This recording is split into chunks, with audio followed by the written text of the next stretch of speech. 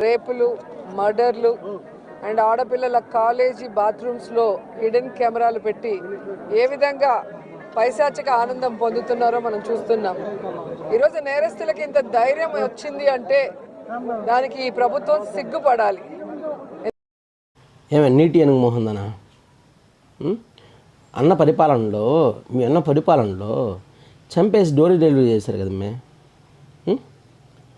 ఒక ఆడబిడ్డని కామెంట్ చేస్తే వాళ్ళ తమ్ముడు అడిగిన దానికి నిలవన వాడిని కాల్ చేసి బయట పెట్టారు కదా మే.